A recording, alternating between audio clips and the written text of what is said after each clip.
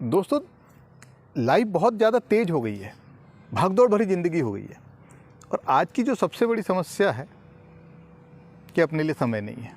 आप किसी से भी पूछिए तो उसका जवाब यही होता है कि यार अपने लिए समय नहीं है। पर अपने लिए समय तो निकालना पड़ेगा।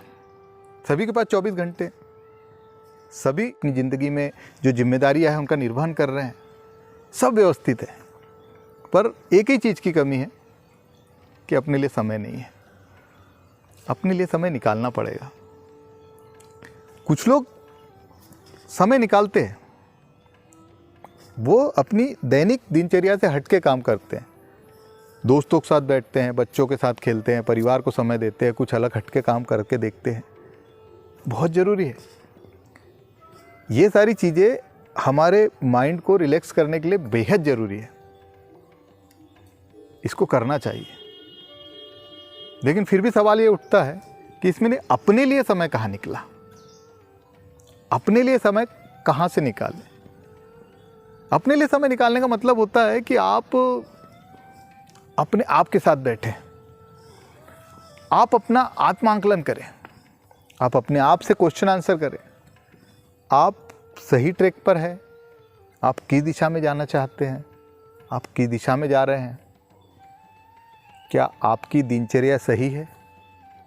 क्या आप जो काम कर रहे हो वही काम आपको आपके लक्ष्य की तरफ ले जा रहा है? इन सब चीज़ों का आकलन कीजिए। और इसके लिए ज़रूरी है अपने लिए समय निकालिए। नहीं दिन में संभव है, 15 दिन, महीना भर, जब भी मिले, लेकिन अपने लिए समय निकालिए। संभव हो तो एक डायरी पेन लेके बैठें। जो भी क्वेश्चन आंसर आप अपने आप से करें, जो भी विचार आपको आए, उनको एक बार नोट कर लें, उनको पढ़ें और उस आधार पर अपने लिए सही ट्रैक का निर्धारण करें। समय सीमित है, व्यक्ति की आयु भी सीमित है। जो पार्ट आप अपनी ज़िंदगी का गुजार चुके हो वो वापस नहीं आएगा। ज़िंदगी जैसे जैसे आगे बढ़ेगी, आपके शारीरिक और मानसिक परिवर्तन भी देखने को मिलेंगे। इसलिए समय रहते अपने लिए समय निकालिए, सही दिशा में काम कीजिए। एक बार क्या था कि एक व्यक्ति था, उसको मृत्यु से बहुत भय था। तो उसने क्या किया कि काल से दोस्ती कर ली। काल से उसकी घनिष्ठता हो गई। तो उसने काल को कहा कि मुझे मृत्यु मत देना, मुझे मृत्यु से भय लगता है, मुझे मृत्यु नहीं चाहिए, मुझे इससे मुक्त कर दो। तो काल ने कहा कि ये तो प्रकृति का नियम है, तुम्हारा समय आएगा तो तुम्हें भी ले जाना पड़ेगा, मैं ऐसा नहीं कर सकता। तो उस व्यक्ति ने कहा कि चलो कोई बात नहीं, ऐसा नहीं है संभव, तो ऐसा करना कि जब मेरा समय आने वाला रहेगा तो तुम पर्याप्त समय पहले मुझे एक चिट्ठी लिख देना। तो जब चिट्ठी लिख दोगे तो मैं अपना कर्म सुधार लूँगा, मैं अपने बच्चों को बिजनेस सिखा दूंगा, बारीकियाँ सिखा दूंगा, ताकि मेरा यहाँ भी सब व्यवस्थित रहे और मेरा परलोक भी सुधर जाए। तो काल ने कहा तुम मेरे मित्र हो, मैं तुम्हें एक नहीं तुम्हें 4 चिट्ठियाँ लिखूंगा। समय बीतता गया, व्यक्ति दुनियादारी में लगा रहा। समय आया तो काल अपने दूतों के साथ आ गए। तो उस व्यक्ति ने काल से कहा कि तुम आने से पहले चिट्ठी लिखने वाले थे, लेकिन तुमने मुझे चिट्ठी नहीं लिखी, कैसे विश्वासघाती मित्र हो तुम। मेरा समय आ गया और तुम मुझे आगाह भी नहीं कर पाए। तो काल ने कहा नहीं मित्र, मैंने तुम्हें 4 चिट्ठियाँ लिखी थी। व्यक्ति बहुत नाराज़ हो गया, बोले थी चिट्ठी लिखी है तो उसकी कोई पावती है? व्यक्ति बोला कि वो 4 चिट्ठियाँ आज भी तुम्हारे पास उपलब्ध है। मैंने सबसे पहले तुम्हारे सिर को चिट्ठी लिखी, मैंने तुम्हारे बाल को सफ़ेद किया, तुम्हें आगाह किया, लेकिन तुमने बाल को रंग लगा करके फिर से जवान होने का प्रयास किया। फिर मैंने तुम्हारे नेत्रों की ज्योति कमज़ोर कर दी, पर तुमने मोटे मोटे ग्लास लगा करके फिर से दुनिया को वैसे ही देखना जारी रखा। फिर मैंने हार कर तुम्हारे दांत हिला दिए, तुम्हारे दांत तोड़ दिए, लेकिन तुमने नकली दांत लगा करके फिर से विभिन्न व्यंजनों का रसास्वादन जारी रखा। आखिरी में मैंने तुम्हें रोग, क्लेश और पीड़ा दे दी, लेकिन फिर भी तुम नहीं समझे। और आज जब तुम्हारा समय आ गया है तब भी तुम दुनियादारी में लगे हुए हो। मैंने तो तुम्हें पर्याप्त समय दिया था, सही समय पे तुम्हें आगाह किया था, लेकिन तुम मेरी चिट्ठियों को समझ नहीं पाए मित्र। तो अब मैं कुछ नहीं कर सकता।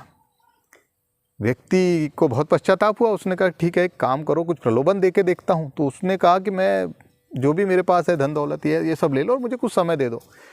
तो काल ने कहा कि ये सब चीज़ तो मेरे लिए मिट्टी है, तुम्हारे पास यदि कुछ अच्छे कर्म होते तो शायद तुम्हें कुछ उसका फ़ायदा मिलता और मैं उस बेसिस पे कुछ कर सकता था, लेकिन तुम्हारे पास वो कुछ भी नहीं है।